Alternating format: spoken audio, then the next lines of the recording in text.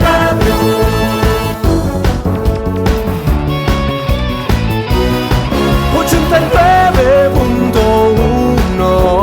CRC Radio. 89.1. CRC Radio. CRC 89.1 Radio y Cadena Radial Costarricense no se hacen responsables por las opiniones emitidas en este programa. Es tiempo de tender la red democrática y mostrar la Costa Rica del futuro hacia la cual debemos caminar. Con ustedes, Jonathan Prendas, aquí por CRC 89.1 Radio.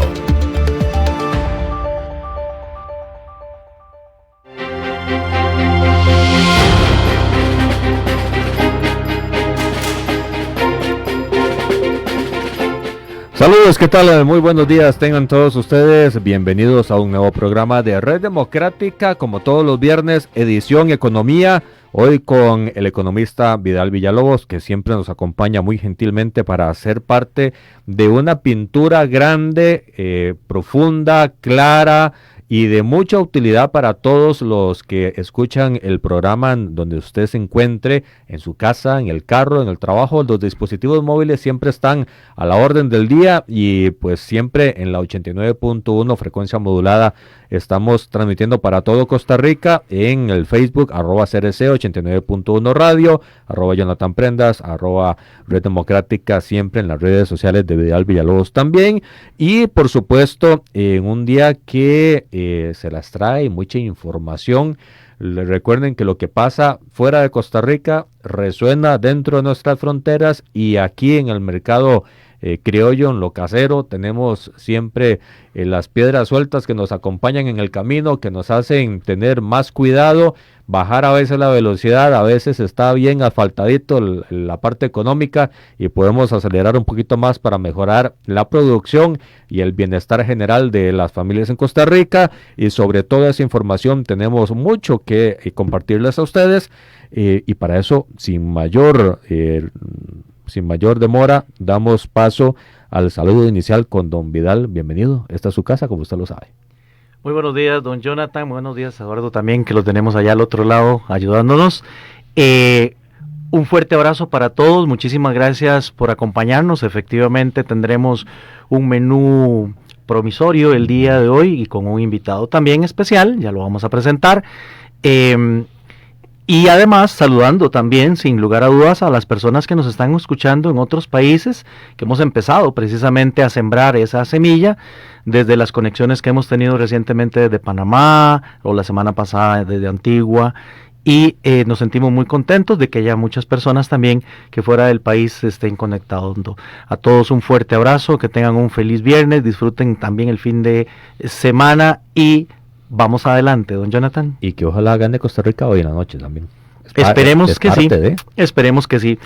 Por supuesto, y a nivel personal, yo quiero nada más robarles unos segunditos para recordar precisamente a Alberto Padilla, que en lo personal fue un guía también, una persona importante en esta empresa y en otras empresas, y bueno, fue una sorpresiva partida que nos ha golpeado a muchos, e incluso internacionalmente hemos recibido el pésame precisamente por la partida de Alberto. Sí, definitivamente una persona que dejó huella, hizo sentirse, no solo por su calidad humana, sino por la profundidad y seriedad con la que hacía su trabajo, que daba gusto escuchar a Alberto hacer análisis, poner en contexto absolutamente todo de la manera más objetiva, como debería ser siempre, para evitar sesgos que puedan confundir a las personas y que cada quien pueda tomar apuntes y tomar decisiones certeras y correctas para un mejor vivir. Don Vidal, tenemos mucha información. Si les parece, como es de costumbre en este programa, empecemos por hacer un recuento de lo que ha estado ocurriendo en las últimas horas en la parte internacional. Les cuento, para ponernos un poquito en perspectiva, que el mundo venía luchando contra una inflación alta que se generó por la pandemia y luego por los conflictos geopolíticos militares que esperamos, por supuesto, vayan solventándose. Esto generó un incremento en materias primas, particularmente petróleo, pero nuestro país sufrió también por el incremento en fertilizantes, abonos, urea. Recuerdo toda la parte de Ucrania y Rusia. Claro, es que imagínense, recuerdo ir al supermercado, Jonathan y amigos, con mi esposa y encontrarnos que el precio del aceite de girasol estaba 5 veces más alto. Pero es que el 73% de la semilla de girasol la producen Rusia y Ucrania. Entonces ahí estaba la explicación. ¿Qué hacen los bancos centrales para combatir la inflación? Aumentan la tasa de interés, con la finalidad de que el crédito quede más difícil para las empresas y para las familias. Esto provoca, en principio, una reducción de la demanda, y esa reducción de la demanda controla la inflación. Esa es la receta. Lo estábamos logrando. La inflación estaba cediendo. Costa Rica, particularmente en agosto del 2022, llegó a tener una inflación interanual, o sea, la acumulación de inflación en los últimos meses, 12 meses, cerrando en agosto, de un 12%. Eso hizo que el Banco Central tuviera que elevar la tasa de política monetaria hasta un 9%, cuando la tuvimos apenas en 0,75% para ayudarle a la economía a salir adelante de la pandemia. Ahí más bien se necesitaban tasas bajas para estimular a la economía. Pues bien, nosotros llegamos a tener un 9% de tasa de política monetaria, ha venido bajando. La última vez que el Banco Central la bajó fue de 4 a 3,75, pero hay espacio porque la inflación sigue negativa en nuestro país. Para hoy, precisamente, don Jonathan, amigos, estamos esperando un reporte de inflación por parte del INEC, que es la institución que lo publica, y seguimos a la expectativa de que se mantenga en negativo. De ser así, el Banco Central tiene espacio para bajar las tasas de interés locales, lo que ayudaría a estimular la economía costarricense, que está creciendo en promedio 4.2%, pero está siendo impulsada por zonas francas que crecen 15.5%, ahí está el 15% del PIB de Costa Rica, y el resto, el 85%, donde se generan los impuestos, por ejemplo, ahí apenas estamos creciendo un 1.8%. Básicamente para el gasto. Apenas para ir saliendo, y las preocupaciones es que en el cierre del año, en el cierre del gobierno, merme la captación de impuestos y tengamos que recurrir otra vez a deuda. Pues bien, en ese marco de referencia local, a nivel internacional, de igual manera, los países han venido luchando contra la inflación, ha venido bajando, particularmente nuestro mercado de referencia, que es los Estados Unidos. La inflación se ha quedado pegadita por ahí en 2.5, 2.6, y recientemente las alertas han surgido en el lado del empleo. Durante la semana, y ya para ponernos al día con lo último, salieron unas encuestas que hacen los empresarios con relación a los empleos que se están ofreciendo. La expectativa de empleo. Empleos que se están ofreciendo, y salen anuncios, por ejemplo, en redes o en periódicos, en revistas, y se toman esas encuestas. Ahora con inteligencia artificial es mucho más fácil, claro.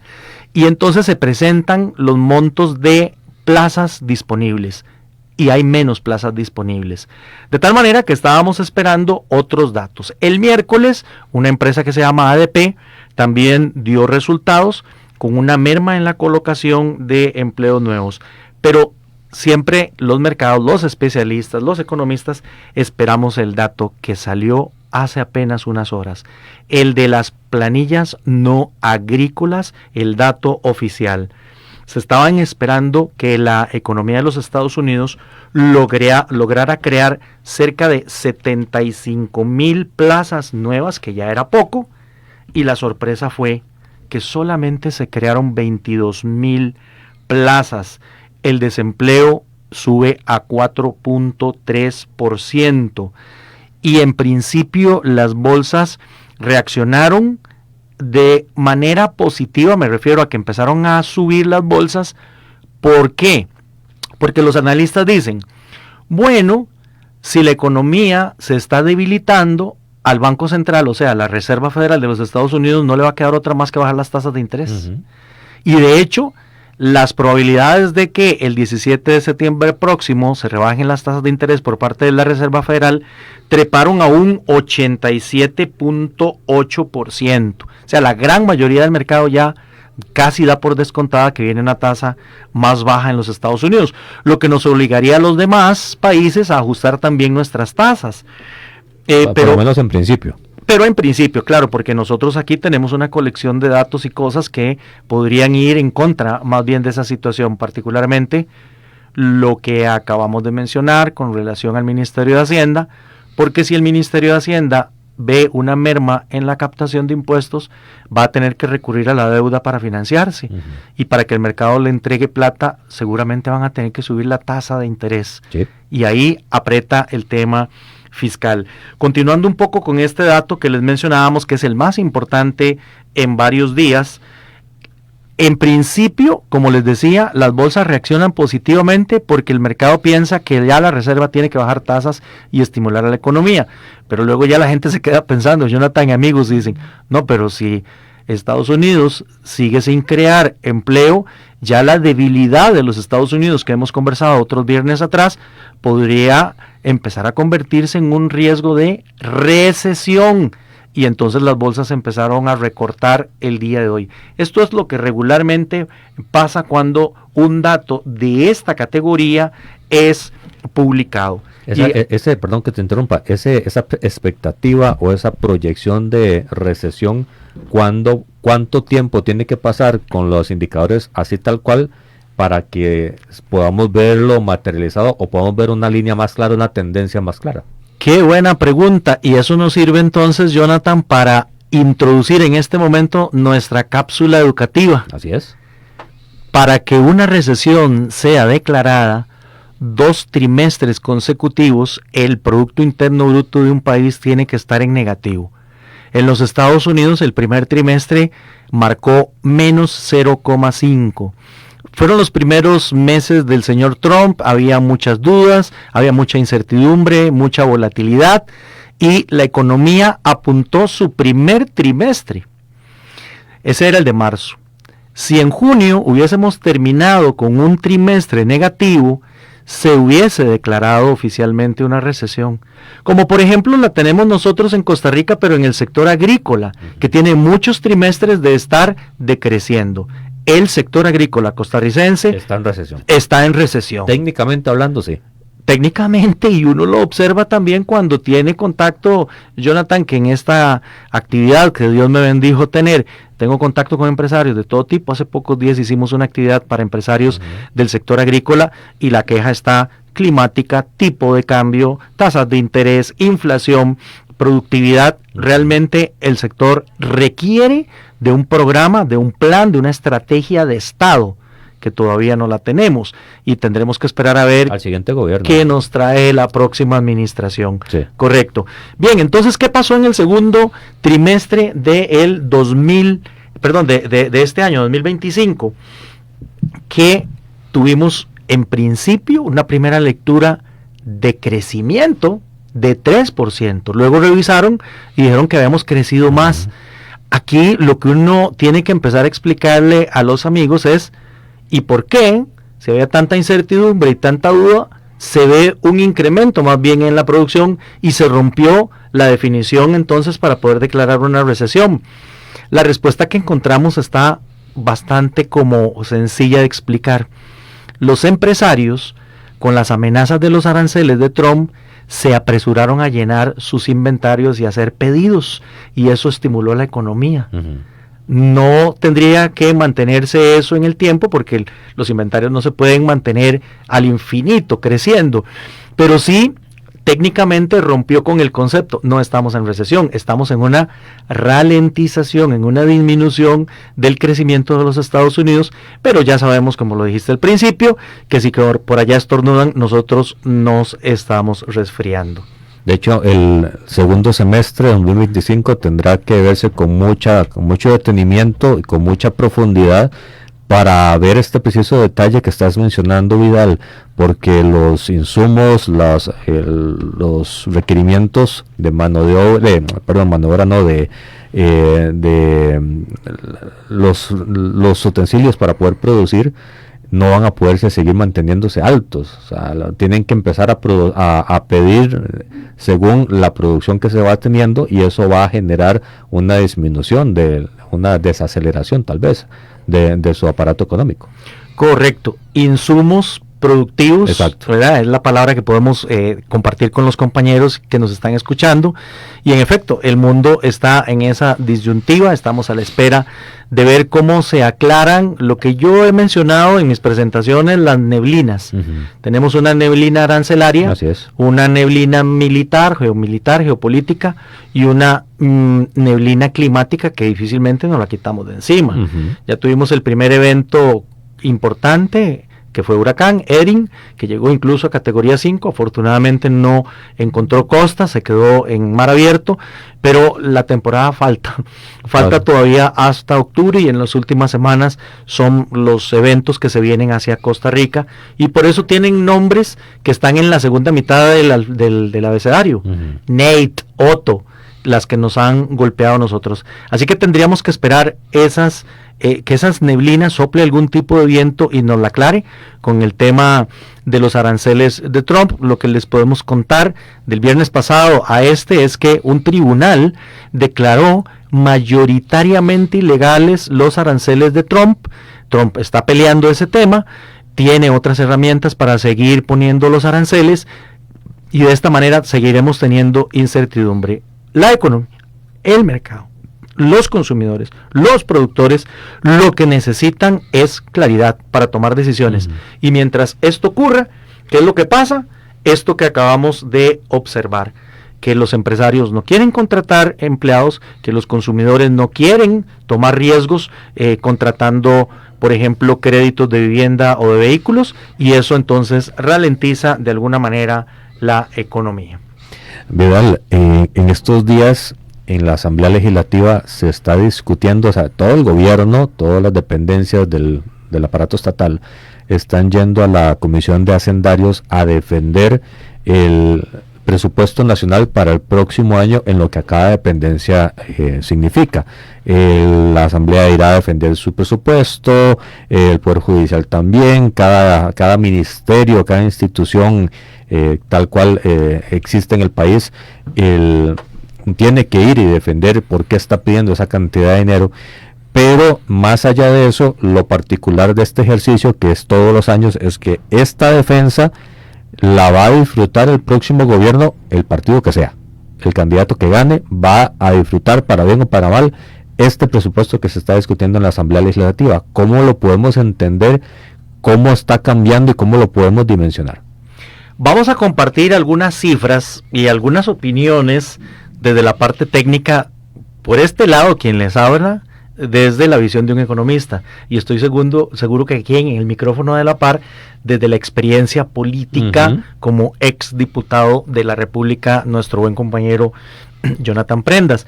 Déjenme primero empezar a decirles que tenemos un presupuesto con una condición muy particular si lo comparamos con los recientes, y es que en los recientes el gasto estaba relativamente frenado porque la deuda superaba el 60% del PIB. Los últimos datos dan cuenta de que la deuda anda por debajo del 60%. De hecho, el último reporte del Ministerio de Hacienda, 57.7%. ¿Esto qué significa, amigo Jonathan y compañeros que nos escuchan, amigos que nos escuchan, desde la perspectiva del gasto? Permiso para gastar. Que la regla fiscal permite gastar un poquito más. Cuando teníamos el 60%, teníamos que tomar el crecimiento promedio de los últimos 4 años, sacábamos un promedio, y a ese número le aplicábamos un 65%. Solo podía crecer un 65%. Para dar una explicación matemática, si la economía en promedio hubiera crecido un 10%, el gasto del año siguiente podía crecer un 6,5%. No estábamos creciendo un 10, es nada más para dar una explicación. ¿Qué es lo que pasa? Que por debajo de 60, en el tramo en el que estamos, que es el tramo C, podemos gastar un 75. Eso significa que tenemos chance, un permiso de gastar un poco más el próximo año. ¿Y cuánto más? Bueno, si las personas estuviesen viendo la pantalla que yo le estoy compartiendo aquí a Jonathan, ven la cifra, la hago con mis estudiantes y con la gente que me escucha. Y el primer reto, Jonathan, que le hago es léame esa cifra. Es complicado leer esa cifra. Lo vamos a decir de esta manera. Aquí en pantalla tenemos el presupuesto o el proyecto de ley de presupuesto nacional para el 2026, el cual asciende a 12.797.354 millones de colones. O sea, estamos hablando de 12 millones de colones. Realmente es una cifra importante. De esta cifra les podemos compartir que el 23.4% equivale al PIB, tiene un aumento del 3.1 con relación al presupuesto anterior y aumenta un 4.9 con relación al presupuesto sin incluir el servicio de la deuda. Uno de los detalles interesantes que tiene este presupuesto es que anteriormente, estimado Jonathan, usted lo recuerda, nos financiábamos mucho con deuda, sí, casi la mitad, y era ahogando. Una situación que había que frenar. Sí. La 9635, Ley para el Fortalecimiento de las Finanzas Públicas, aportó de esto, y hoy podemos decir que en deuda se va a necesitar el 38.1 de esta cifra astronómica que acabamos de mencionar. Por cierto, tenés a mano, si no lo podemos ver la otra semana, pero tenés a mano en mente cuánto es los compromisos de deuda que hay que pagar el próximo año, apenas entra el gobierno, mayo, junio, por ahí. Lo podemos buscar y lo podemos actualizar, sobre todo porque aquí esa pregunta también, Jonathan, es muy atinente y muy importante, porque tenemos unas dos características importantes en el tema de la deuda, y nos deberíamos un momentito para atender tu consulta. Mucha de la deuda que tiene el gobierno está colocada en instituciones que no necesitan cobrarla, sino renovarla. Por ejemplo, las operadoras de pensiones no necesitan que le devuelvan la plata, necesitan reinvertir. Exacto. Entonces eso ya no aprieta tanto la deuda, porque el flujo de caja sale y vuelve a entrar. Simplemente es el ejercicio de negociación y volver a firmar. Claro, si las condiciones que el país presenta no son tan potables, seguramente nos van a pedir una mayor tasa, y eso es lo que tenemos que tratar de cumplir. Y el otro tema importante que realiza muy bien la Dirección de Crédito Público del Ministerio de Hacienda es un mecanismo que se llama canje. Y entonces, si algún bono me va a vencer, yo le ofrezco al tenedor de ese bono, al dueño de ese bono, que se lo voy a cambiar por otro de más largo plazo. Alguien me puede decir, ¿es como patear la bola? Sí, es como patear la bola, pero para efectos de flujo de caja es una salvada. Claro, no tengo que sacar la plata ya. Así es. Entonces, esas dos cosas condicionan mucho la perspectiva y el vencimiento que tengamos el próximo año, porque podemos dar los números, sin lugar a duda lo haremos. El tema es que van a estarse moviendo todos los meses por estas circunstancias en particular. Cerrando el tema de las fuentes, ya dijimos 38.1% viene por deuda, eso quiere decir que el 61.9% se viene por captación de impuestos, que si la economía se ralentiza en Estados Unidos y eso nos golpea a nosotros, o nosotros nos ralentizamos por el efecto de la merma de producción, las dudas que regularmente surgen en un cambio de gobierno, pues esta situación podría estar cambiando. Pero vamos a ver, de esa plata, el 42.2% va para pagar la deuda. El 27.7% son transferencias y el 23.8% son remuneraciones. Lo que pasa es que usted muy bien lo sabe, esas transferencias que van a otras instituciones es para pagar salarios, claro, también, ¿verdad? Entonces los dos componentes importantes son salarios y deuda, que son muy rígidos. Lo que es estrictamente inversión es muy poco. Es correcto, ese es el punto, ¿verdad? Y ya casi tenemos en contacto a nuestro amigo que está a la espera para poder entrar y contarnos de otro tema también interesante que hemos preparado el día de hoy. Así que voy prácticamente, Jonathan, contándoles un par de detalles más. El primero, de cada 1,000 colones de cada 1.000 colones que el país logra captar, 380 colones con 70 céntimos vienen de deuda. El IVA va a darnos 209 colones con 30 y renta 203 colones con 20, combustibles 49.7 y los otros ingresos 157.1. Detalle no menor: tradicionalmente la renta ha sido la fuente más importante tributaria de nuestro país. Este año, con datos reales, no ha sido así, y el próximo año se proyecta que menos. Tampoco, que IVA va a ser la principal fuente. Pues, ¿qué le está pasando a renta? La renta de las empresas se está viendo afectada, entre otras cosas, justamente por la disminución en el crecimiento de la economía. Los empresarios ganan menos, pagan menos renta. Pero por otro lado, muchos empresarios que dependen del mercado internacional y dependen del comportamiento del tipo de cambio, han visto reflejado el movimiento del tipo de cambio en pérdidas, en una merma en las utilidades, y por lo tanto ahí tenemos una merma en la renta. Ahí te hago un paréntesis, como decías antes de entrar con la entrevista que tenemos ya programada, y es gente que escucha el programa y me ha dicho sobre este particular del tipo de cambio, ¿es pérdida o dejan de ganar? Depende de cuándo la persona haya entrado al mercado a comprar su dólar, su tipo de cambio. Si las personas, por ejemplo, para dar aquí una perspectiva, decidieron hacer un ahorro o hacer una inversión cuando el dólar estaba en 700 colones y hoy lo tiene en 500, esas personas contablemente tienen una pérdida cambiaria muy importante. Porque para poder compensar la inversión, el dólar tiene que regresar a 700. Depende de dónde esté usted también en la cancha. Una forma o una cosa es estar ahorrando, invirtiendo, en estos casos, y la otra cosa es más bien estar prestando. ¿Qué? Porque si usted prestó, hoy debe menos colones que los que originalmente tenía. A eso es a lo que te referís con que el mercado adolece los cambios tan abruptos del tipo de cambio. Así es. Yo esperaría, para dar un poco de perspectiva, que la merma en la sobreoferta de dólares que estuvimos observando durante trimestres atrás, producto del éxito turístico, del éxito exportador, de que el gobierno de la República traía plata prestada, colocando eurobonos, eso se está mermando. Ya sabemos que el sector turismo está viéndose afectado por el tipo de cambio y por la inseguridad del país. Los exportadores, por su parte, por toda esta neblina arancelaria. Así es. El gobierno de la República no tiene autorización para traer, por lo pronto, eurobonos. Entonces esa merma... Yo creo que se va a quedar por ahí. Esa merma y sobre todo en la expectativa de menos dólares, generalmente cuando estamos en cambio de gobierno también, amigos, amigas, la gente se refugia en dólares, entonces compra dólares, la merma, o sea, la sobreoferta se reducirá. Pero por otro lado tenemos que el Banco Central tiene 14.500 millones de dólares en reservas, entonces puede frenar cualquier incremento en el tipo de cambio. Si el tipo de cambio se le desordena, le afecta a la inflación, que es la meta más importante del Banco Central. Creo que no lo va a permitir.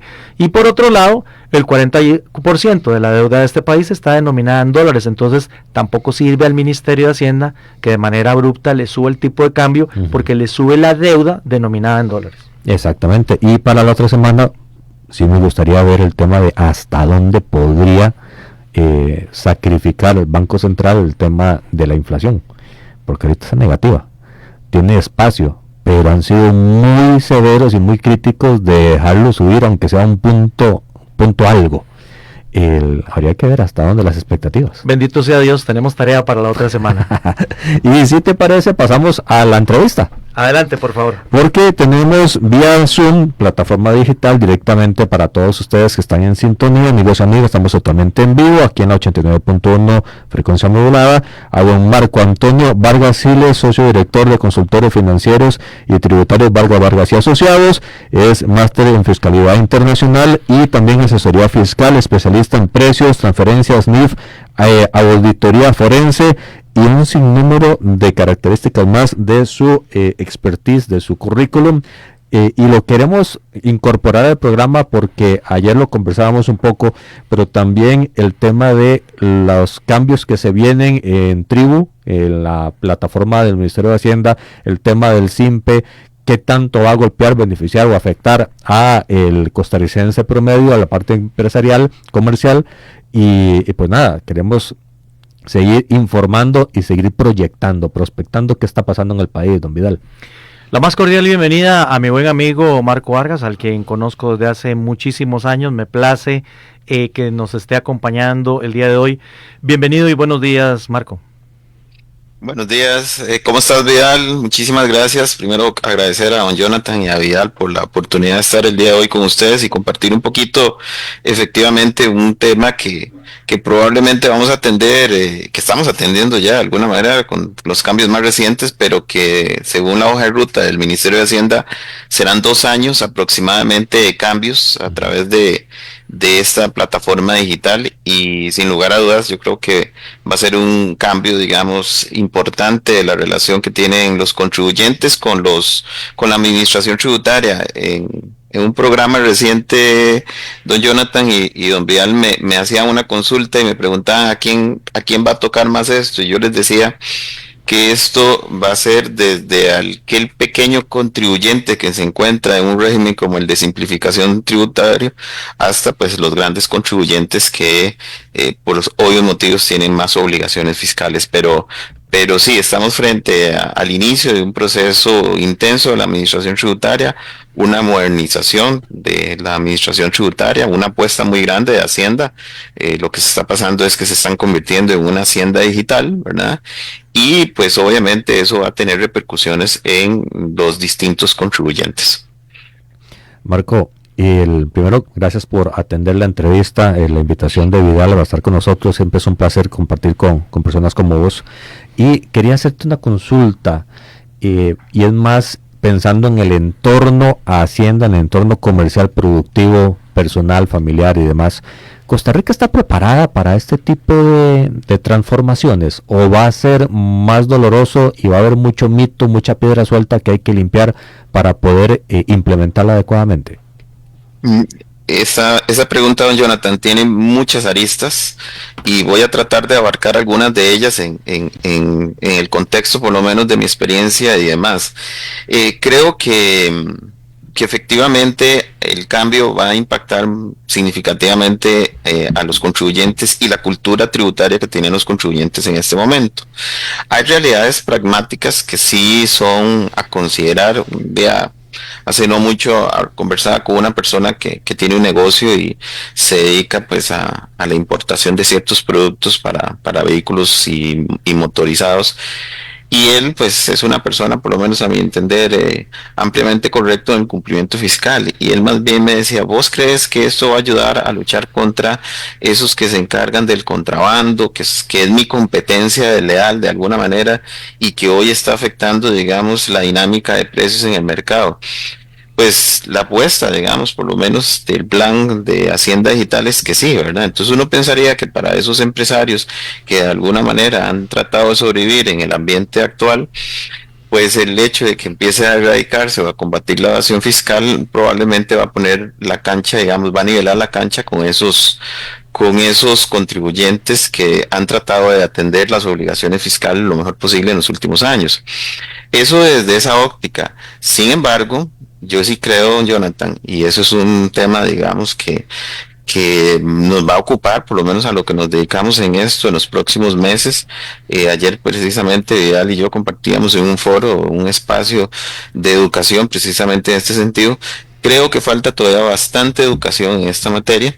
El cambio es significativo y eso va a hacer que muchas personas pues sientan pues esto como algo muy abrupto, ¿verdad? Uh-huh. Y más que todo, don Jonathan, porque la premisa de la administración tributaria es que van a empezar, digamos, a tener una relación más íntima, más cercana con los contribuyentes, ¿verdad? Con una serie de notificaciones, de avisos, de contactos, y eso, hay que decirlo, todavía nos falta cultura tributaria, ¿verdad? Es decir, yo creo que uno de los grandes retos que tenemos nosotros como país es que eso se instaure, digamos, en los sistemas educativos para que los impuestos que todo el mundo se ven como una aberración, pues empiecen a ser de alguna manera mejor aceptados, para decirlo de alguna forma. Me recuerdo yo hace unos años, tuve una experiencia muy interesante, tuve la oportunidad de estar en Europa y hacían la presentación de un libro de cultura tributaria para las escuelas en Portugal. Y desde esa época, pues a los niños se les explica la relevancia e importancia de los impuestos, ¿verdad?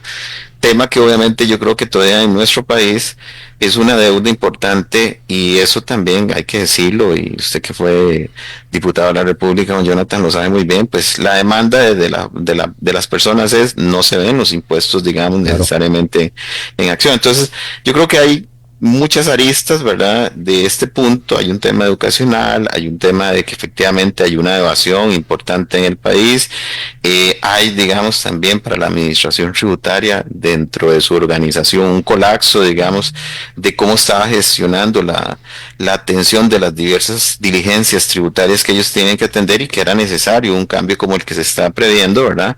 Entonces, es de esperar que esto vaya a tener pues múltiples repercusiones a través del tiempo, y pues de alguna manera los contribuyentes vamos a estar en ese vaivén de cambios y de temas que nos vamos a tener que atender.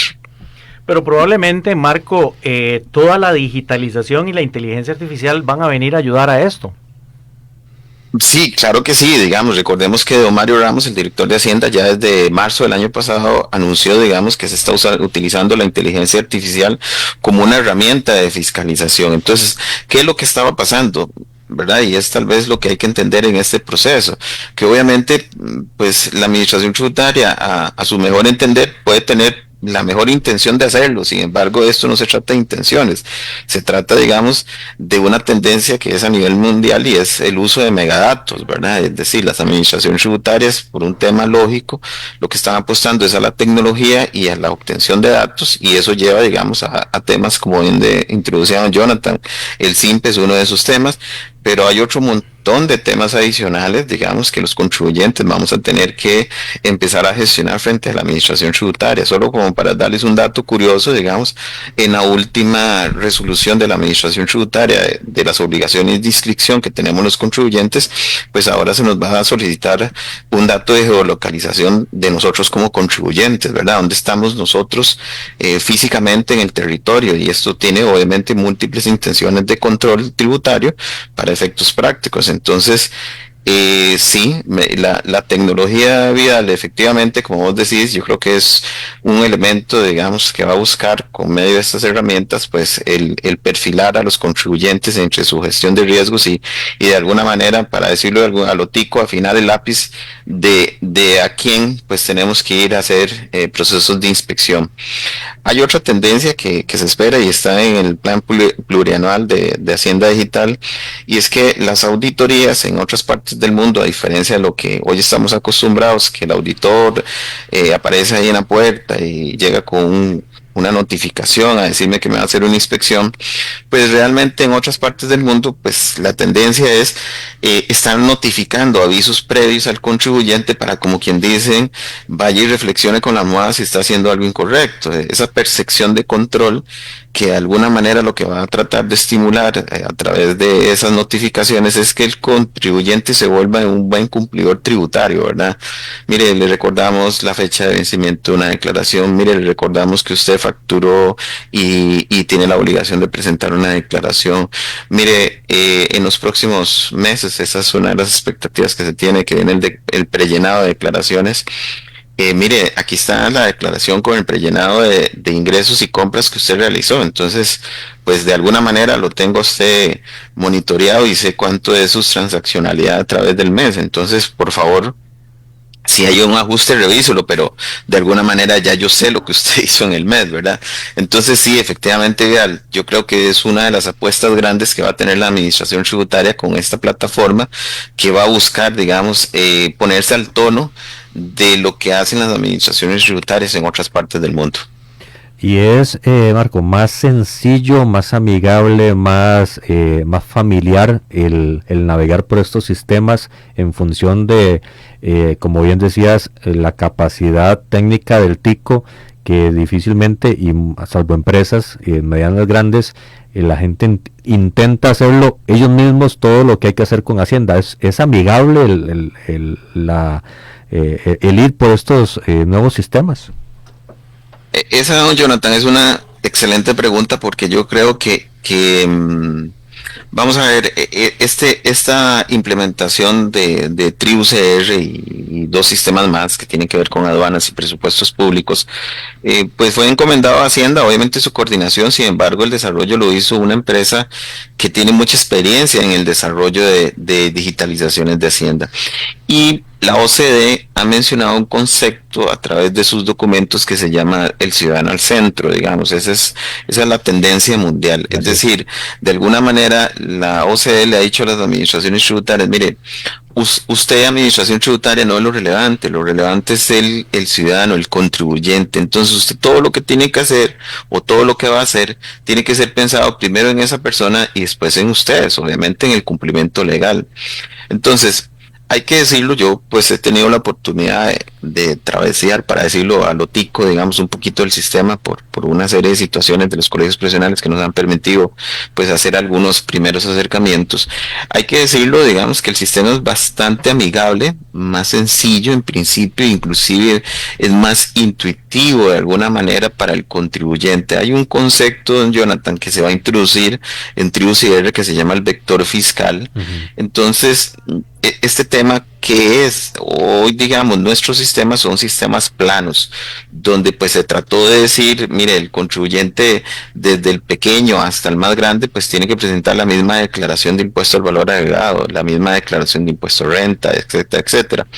Con el vector fiscal lo que se va a buscar es que, de acuerdo a sus características, solo se le refleje esas obligaciones fiscales que usted debería atender, y no otras que en principio, digamos, muchas veces hoy todavía el contribuyente, cuando está preparando alguna declaración y demás, dice: bueno, pero ¿y este campito que dice tal cosa?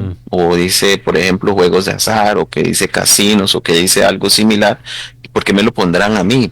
Entonces, no, Jonathan, la apuesta sí es, por lo menos en principio, que el sistema sea más accesible, más amigable, tenga una usabilidad, digamos, más intuitiva para el contribuyente, ¿verdad? Y creo que la apuesta de la administración tributaria en función de esto, y ellos lo han dicho en reiterados foros, es: vamos a olvidarnos un poquito de la fiscalización, de la tendencia a fiscalización por declaraciones, porque yo al final del día ya yo sé lo que usted hizo, porque ¿de dónde va a provenir eso? Pues de la factura electrónica, ¿verdad?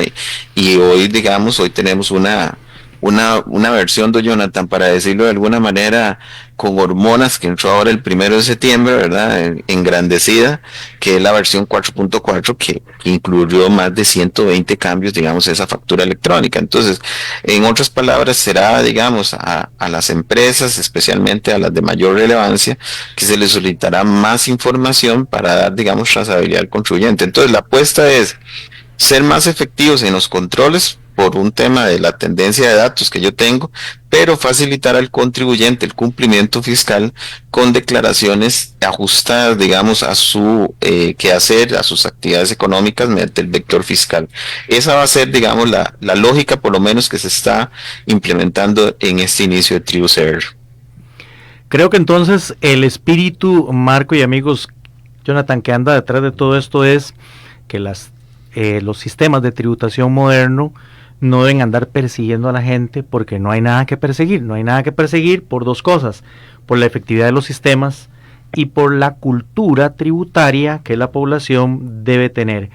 Don Jonathan mencionaba, Marco, hace un momento atrás, para la presentación tuya, los cambios en SIMPE y los cambios que se están dando en Tribu.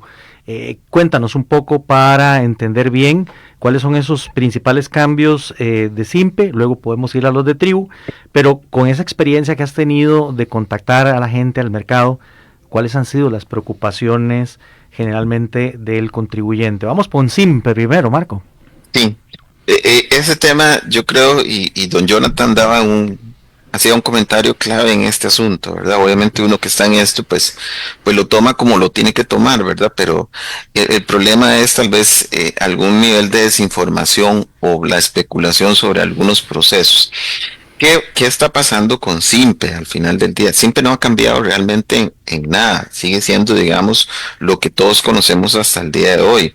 Lo que pasa es que sí, pues la administración tributaria ya desde hace algún tiempo entendió pues que la transaccionalidad que sea en Simpe ha funcionado eventualmente en algunos contribuyentes para lograr esquemas evasivos, ¿verdad? Evitando de alguna manera el control tributario. ¿Cuál es la apuesta que está poniendo Hacienda, digamos, en este momento con la versión 4.4? Pues que el contribuyente en su transaccionalidad hoy refleje como método de pago estas operaciones mediante esta plataforma Simpe. Entonces, ahí lo que se espera, Vidal, es que los contribuyentes a partir del 1 de septiembre tengan la obligación de que si su recepción de dineros es por este mecanismo, pues sea reflejado efectivamente en la factura electrónica. Y entonces ahí tenemos dos cosas que tal vez hay que aclararlos, ¿verdad? De lo que es mito y lo que es realidad. ¿Hay algún nuevo impuesto asociado a Simpe? No. Existió hace algún tiempo un impuesto que tenía alguna intención en eso, pero eso no pasó. Lo que sí es cierto es que la administración tributaria quiere darle alguna trazabilidad a las operaciones que se hacen por Simpe y está obligando, pues, de alguna manera a los contribuyentes a reflejar esto en la factura electrónica. Otro de los temas que se ha hablado del Simpe y tal vez que es importante mencionar y que también ha generado pues de alguna manera comentarios en redes sociales es que la administración o el director de Hacienda en algún momento señaló la obligación de los contribuyentes de recibir este método de pago como un método aceptado. Pero eso no es una decisión administrativa del Ministerio de Hacienda, eso está contemplado en la ley contra el fraude fiscal. En su artículo 4 señala que todas aquellas personas que desarrollan actividades lucrativas en el país tendrán la obligación de aceptar las tarjetas de crédito y débito y así como cualquier otro medio electrónico de pago. Que sea regulado por una entidad financiera y que garantice el pago. Entonces, Simpe, digamos, no puede ser rechazado, digamos, como un mecanismo de control. Eso porque he visto en medios que algunas personas han dicho, Hacienda no me puede obligar a recibir por medio de estos mecanismos. Entonces ahí tenemos que tener algún grado de precaución porque hay una sanción asociada, digamos, al no aceptar uno de estos mecanismos. ¿Cuál es obviamente el tema aquí? Pues obviamente yo creo que al no existir un cambio, digamos, en la operación, lo que está apostando Hacienda es hoy a empezar a capturar datos por medio de esta nueva versión de factura electrónica para crear perfiles de riesgo del contribuyente y eventualmente empezar a hacer análisis de esos contribuyentes y los mecanismos que están haciendo, porque si Hacienda, digamos, ha hecho algunos acercamientos con el Banco Central para empezar a gestionar alguna información para aquellos personas que transan más de 100 operaciones dentro del mes por medio de esta plataforma, ¿verdad? Uh-huh. Tema que no es nada sencillo. Un día, Vidal, y estoy seguro que vos lo sabes muy bien, Simpe Costa Rica dijo un amigo que tiene una empresa fintech en el país, dijo, es una maravilla, es el sistema más ágil de Centroamérica en ese sentido. Claro, es que todos podemos abrir un Simpe, tengamos o no un comercio, ¿verdad? Y lo utilizamos para una multiplicidad de fines, entre ellos, pues, actividades comerciales. Entonces, Hacienda ahí ha tenido una dificultad práctica de darle seguimiento, digamos, a esa transaccionalidad por medio de esta plataforma. Pero entonces el cambio, en resumen, señores, está en la obligación de los contribuyentes que en operaciones comerciales tengan que meter una factura y que reciban el pago mediante Simpe, de que lo tienen que reflejar propiamente en la factura electrónica. Por ahí viene el cambio. Disculpa que te interrumpa ahí al final. Hace unos segundos dijiste que no se puede, uno no puede evitar cobrar un monto de una compra por el dispositivo Simpe móvil, pero sí, el Simpe debería tener una cuenta ligada del comercio de la empresa, es decir, una persona jurídica. Claro que sí, sí, en eso obviamente y es precisamente lo que de alguna manera está tratando la administración tributaria de hacer ver al contribuyente. Si usted va a un local y le ofrecen la posibilidad de pago por SIMPE, pues exija, digamos, la emisión de la factura electrónica y pues obviamente por lógica debería ser asociada a una cuenta bancaria de ese contribuyente, ¿verdad? Exacto. Escuchando a Marco, hago referencia también de que la experiencia que tenemos, hay sistemas muy parecidos a SIMPE, por ejemplo, en el resto de Latinoamérica. Tengo muy referenciado el de Panamá y el de El Salvador, que van con una situación más o menos parecida, pero quería contarles que el año pasado tuvimos la oportunidad de estar en Shanghai, precisamente nuestro buen y común amigo José Manuel Tirado estaba en esa delegación, Juan Manuel, perdón, estaba en esa delegación, y resulta que nos estaban pidiendo, por ejemplo, que pudiéramos hacer nosotros los pagos directamente a través de herramientas propias que pudiera controlar la tributación local. De hecho, por ejemplo, el WhatsApp no funciona allá. Uno tiene que bajar una cosa que se llama el WeChat. Y para hacer los pagos se utiliza una plataforma que es Alipay. Así que, para ponerlo en perspectiva, si usted se compra un copo, lo paga con el celular a través de QRs, y de esa manera, don Marco, la trazabilidad queda de manera pintada. ¿Qué podemos decir de Tribu en los minutos que nos quedan? De hecho, para que lo mantengas ahí, 1 minuto y medio. Muy bien, perfecto, don Jonathan. Nada, vamos, Tribu entra el 4 de octubre, ¿verdad? Creo que hay una serie de pasos que deberíamos de estar ya atendiendo desde este momento. Uno es la verificación del documento de identidad que cumpla con las condiciones que está solicitando el Ministerio de Hacienda, y es básicamente a la parte reversa de la cédula hay un consecutivo.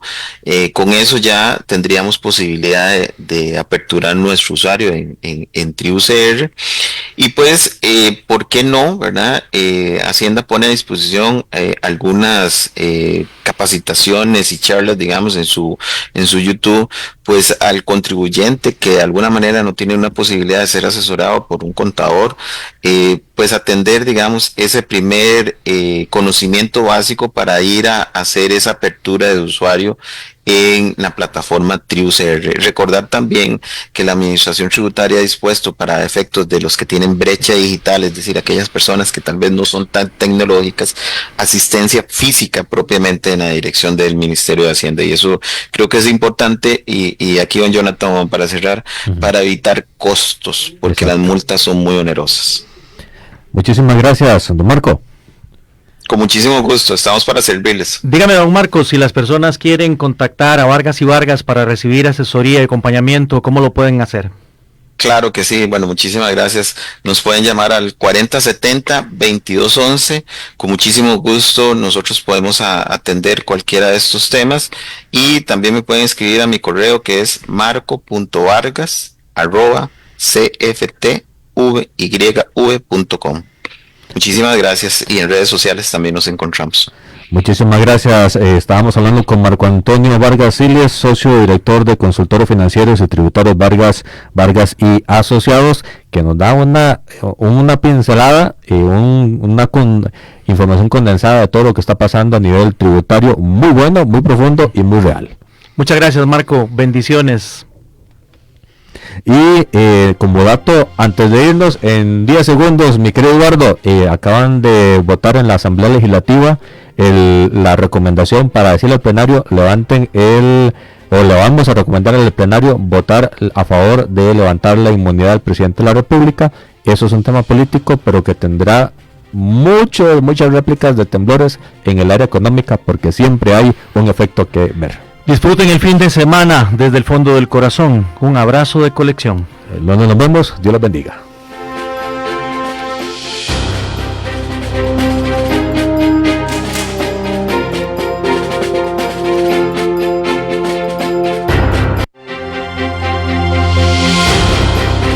Esto ha sido todo por hoy en Red Democrática. Los esperamos en nuestro próximo programa para seguir descubriendo la Costa Rica del futuro. Solo aquí, por CRC 89.1 Radio.